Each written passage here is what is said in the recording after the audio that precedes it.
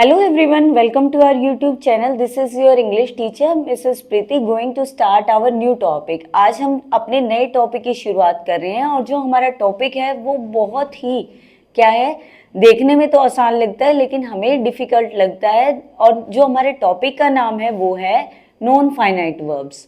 Non finite verbs आपने सुनी होगी लेकिन आपको यूज़ करते हुए उसमें बहुत ही दिक्कत आती है। हम सोच नहीं पाते कि ये वर्ब फाइनाइट है या नॉन फाइनाइट है।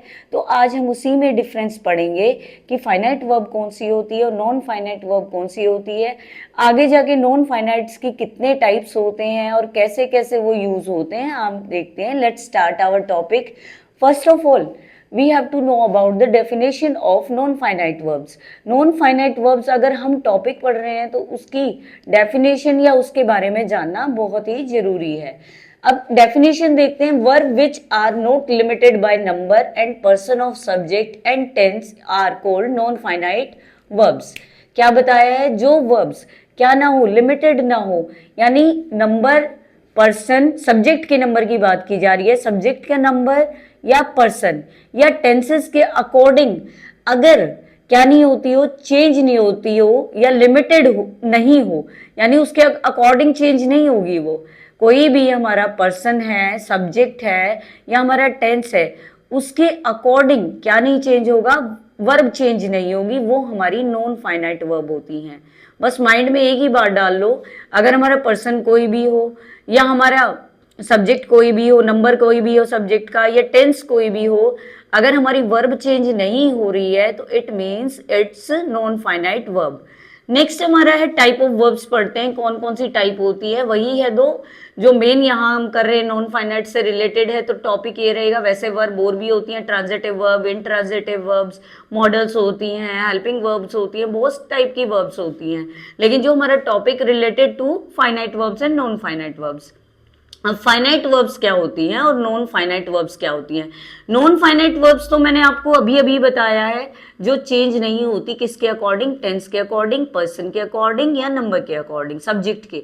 उसके बाद जो फाइनाइट वर्ब है वो चेंज होती है, change according to number. Number किसका? सब्जेक्ट का। पर्सन एंड टेंस, टेंस के अकॉर्डिंग चेंज होती है और हमारी सब्जेक्ट के अकॉर्डिंग चेंज होती है, पर्सन के अकॉर्डिंग चेंज होती है, नंबर के अकॉर्डिंग चेंज होती है, वो हमारी फाइनाइट वर्ब होती है, जिसको हम मेनली क्या बोल देते हैं, मेन वर्ब बोल देते हैं।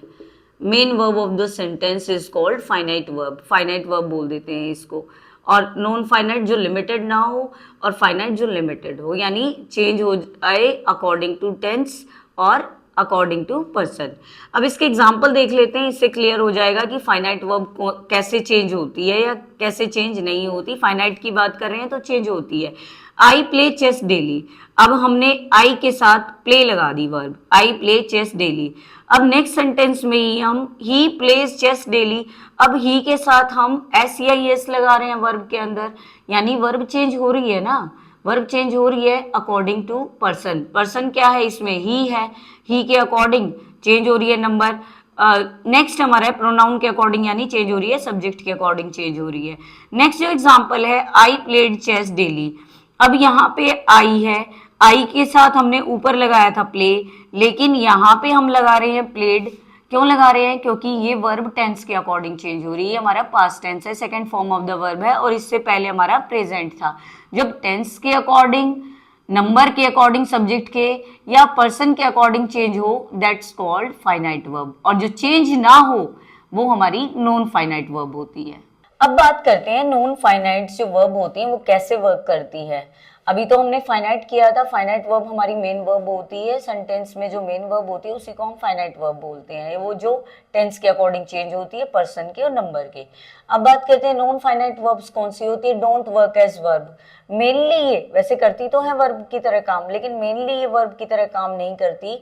Work as noun and adjective, एक नाउन की तरह और एडजेक्टिव की तरह सेंटेंस में वर्क करती है। नाउन क्या होती है? संज्ञा होती है, संज्ञा होती है, और एडजेक्टिव हमारा विशेषण होता है, उनकी तरह काम करती है ये वाली वर्ब जो हमारी नॉन फाइनाइट्स होती है। नॉन फाइनाइट्स वर्ब का जो डिवीजन है, there are 3 types of non finite verbs. First one is the infinitive, second one gerund और थर्ड पार्टिसिपल। अब इनके भी टाइप्स हैं आगे कि किस किस तरह से कौन कौन जो पार्ट है वो डिवाइड होगा। नॉन फाइनाइट की जो फर्स्ट जो हमारी वर्ब है या फिर इन द इन्फिनेटिव्स हैं वो कैसे कौन कौन से पार्ट में डिवाइड होते हैं।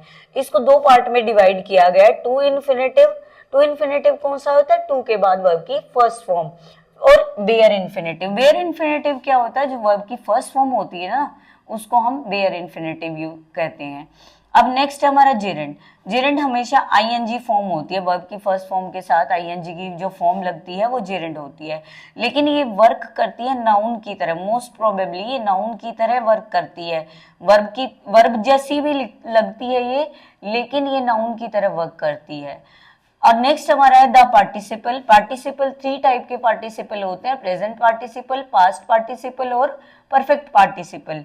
जो प्रेजेंट पार्टिसिपल होता है वो वर्ब की फर्स्ट फॉर्म आईएनजी होता है, और पास्ट पार्टिसिपल थर्ड फॉर्म होती है, और perfect participle having plus verb की थर्ड फॉर्म होती है।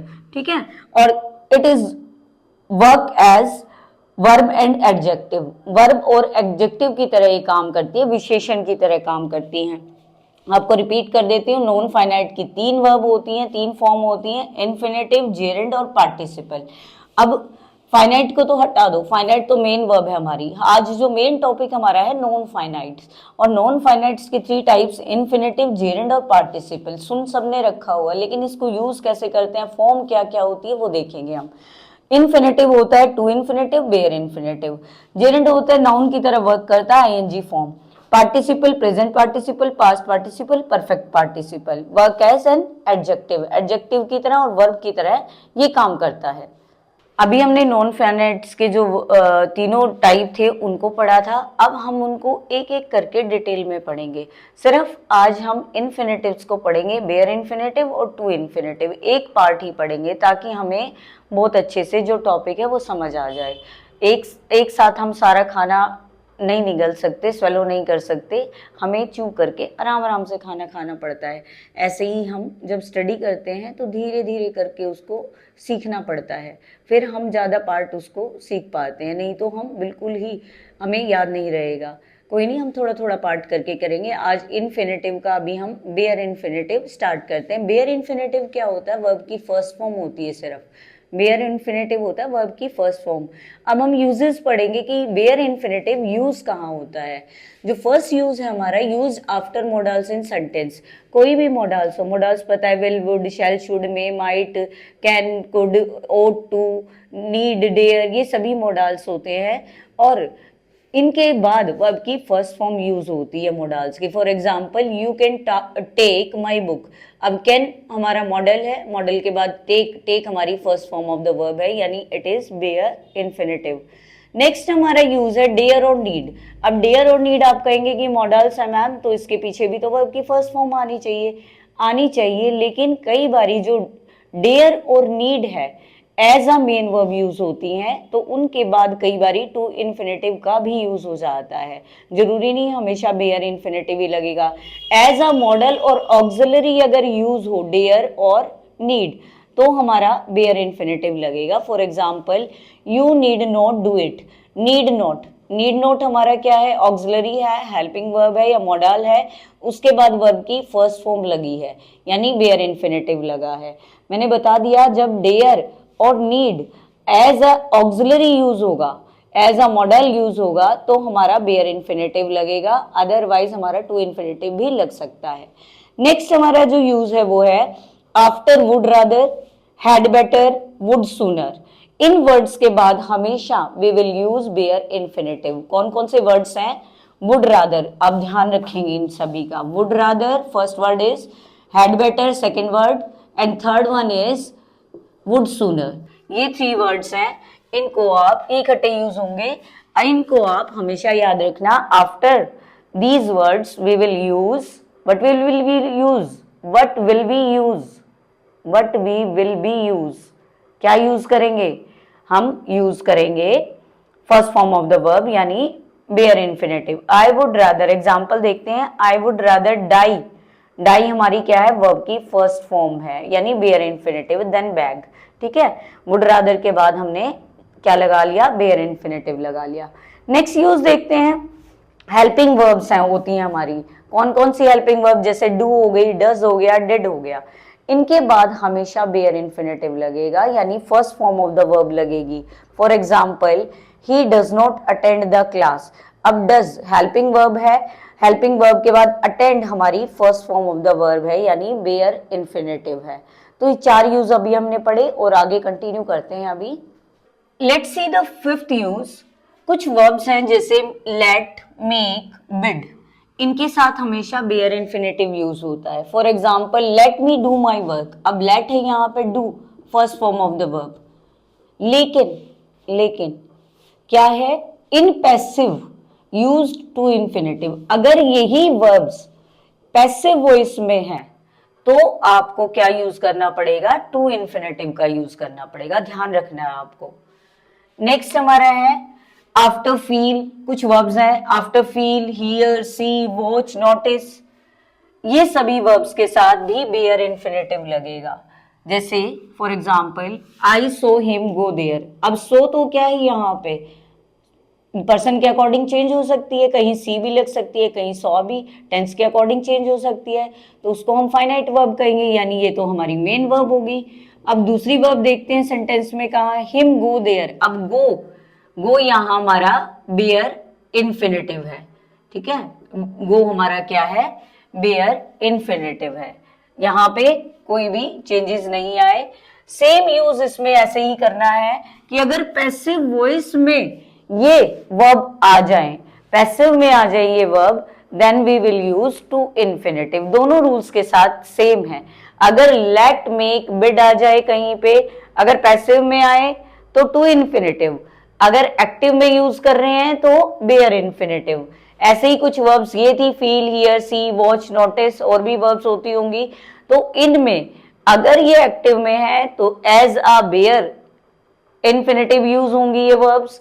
अगर ये वर्ब्स क्या है कि भाई अगर आप इसको पैसिव में यूज कर रहे हैं तो आपका टू इन्फिनेटिव यहां लग सकता है। जो नेक्स्ट हमारा यूज है, ध्यान से सुनेंगे आप सभी। If two infinitive joined with and. अगर आपके सेंटेंस में दो इन्फिनेटिव हैं और एंड से जुड़े हुए हैं, two infinitives are there in one sentence joined with and से जुड़े हुए हैं, तो ध्यान रखेंगे then second infinitive use as bare infinitive. जो हमारा सेकंड इन्फिनेटिव होगा ना, वो हमेशा ही बेयर इन्फिनेटिव होगा। दो इन्फिनेटिव है सेंटेंस के अंदर, एक मेन वर्ब तो होती है, फाइनाइट वर्ब तो होती है।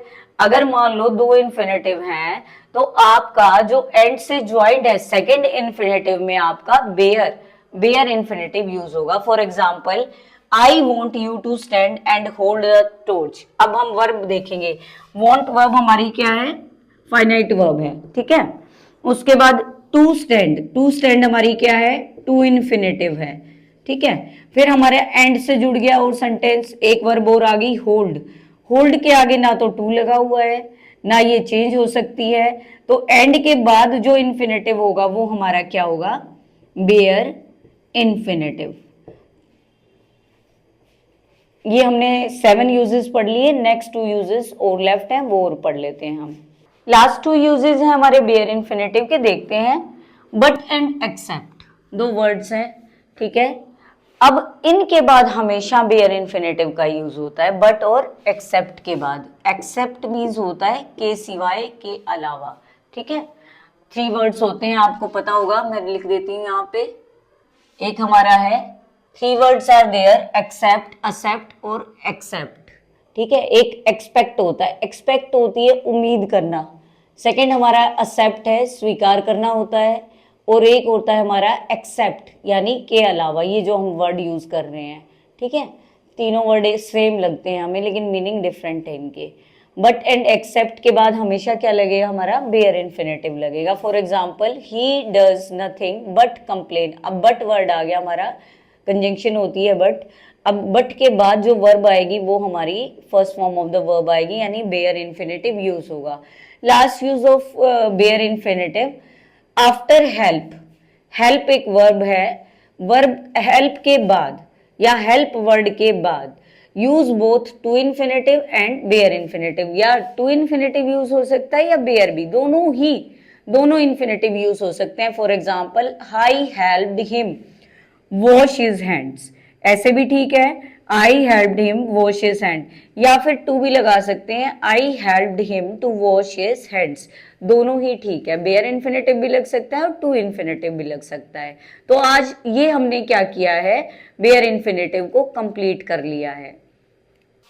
अब हम कुछ बेयर इन्फिनेटिव्स की प्रैक्टिस कर लेते हैं। 5 सेंटेंसेस है, सिर्फ आप साथ साथ प्रैक्टिस करते रहेंगे, सिर्फ आज हम इतना ही करेंगे, क्योंकि अगर हम डिटेल से कर रहे हैं तो हमें टाइम लगता है, अगर हम एकदम से सारा कर लेंगे तो समझ नहीं आएगा। नेक्स्ट जो हमारी क्लास होगी उसमें हम क्या करेंगे, टू इन्फिनेटिव को करेंगे, आज हम सिर्फ बेयर इन्फिनेटिव को कर रहे हैं, ठीक है। इसके बाद इसका प्रैक्टिस सेट भी कर लिया है, 5 सेंटेंसेज है जिससे आपको जल्दी जल्दी आंसर आ जाएंगे। आप कमेंट सेक्शन में भी इसके आंसर देना चाहे तो दे सकते हैं, बट किससे पहले, मेरे आंसर देने से पहले, यानी आप पहले वीडियो आगे नहीं चलाएंगे, उससे पहले ही सॉल्व करेंगे और फिर कमेंट सेक्शन में देंगे, या फिर आप चेक भी कर सकते हैं अपनी नोटबुक पे लिख के, जैसा आपको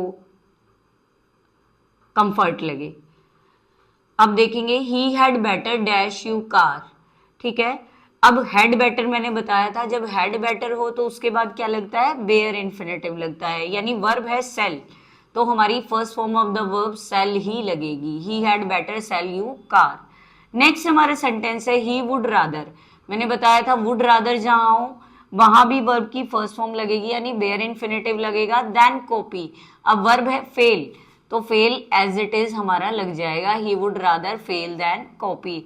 अब मुझे पता है ये सेंटेंसेस वैसे ही हैं, उनमें फर्स्ट फॉर्म ही फिल करनी है, लेकिन फिर भी हमें इनकी प्रैक्टिस करनी है, सेंटेंस याद रहेंगे ताकि हमें। ही बेड मी डैश देयर, अब बेड, बेड तो आप कहोगे कि मैम आपने नहीं लिखवाया था, लेकिन बेड तो लिखवाया था ना, बिड बेड, ठीक है, लेट बेड, ये मैंने लिखवाए थे आपको, समझाए थे, तो बिड की सेकेंड फॉर्म है bed, he bade me dash there. अब वो मुझे मना कर रहा है वहां जाने के लिए, तो गो हमारी वर्ब है, तो हमारा यहाँ पे बेयर इन्फिनेटिव लग गया, he bade me go there. Next sentence हमारा है, servant dare not dash his master. अब डेयर क्या है, हमारा मॉडल है, मॉडल के बाद हमेशा क्या आता है, first form of the verb, यानी बेयर इन्फिनेटिव का यूज होता है, और जो वर्ब हमारी है अपोज, तो अपोज ही एज इट इज आ जाएगी, ये servant dare not oppose his master.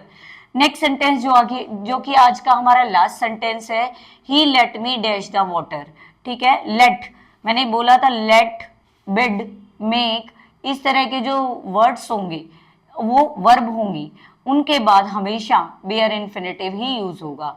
He let me dash the water, और वर्ब हमारी है ड्रिंक, अब यहाँ हम ड्रिंक लिख देंगे। अगर पैसिव में होगा तो टू इन्फिनेटिव यूज हो सकता है, लेकिन एक्टिव में हमेशा क्या होगा, बेयर इन्फिनेटिव यूज होगा। तो आज हमने क्या क्या पढ़ा, हमने फाइनाइट वर्ब पढ़ी, नॉन फाइनाइट वर्ब पढ़ी, नॉन फाइनाइट वर्ब्स के टाइप पढ़े, उसके बाद हमने जो इन्फिनेटिव, जो नॉन फाइनाइट का टाइप होता है इन्फिनेटिव किया। इन्फिनेटिव के भी दो टाइप्स होते हैं, एक हमारा टू इन्फिनेटिव और एक हमारा बेयर इन्फिनेटिव। तो हमने कौन सा पढ़ा आज, बेयर इन्फिनेटिव पढ़ा। जो नेक्स्ट क्लास हमारी होगी उसमें हम पढ़ेंगे टू इन्फिनेटिव को। तो यहाँ तक आप रिवाइज कर लेना, वीडियो देख के समझ लेना, फिर भी कोई प्रॉब्लम आती है तो कमेंट सेक्शन में आप लिख के मुझे बता देते ना। अगर आपको हमारी वीडियो पसंद आ रही है तो जरूर इसको शेयर करें। अगर आप हमारी वीडियो को ज्यादा से ज्यादा शेयर करेंगे, सभी के पास पहुंचेगी, सबकी हेल्प होगी, सब सीख पाएंगे इजीली, क्योंकि कई बार ग्रामर सीखनी बहुत ही इंपॉर्टेंट हो जाती है, चाहे वो हमारी कॉम्पिटिटिव एग्जाम्स के लिए हो या हमारी क्लासेस के लिए हो।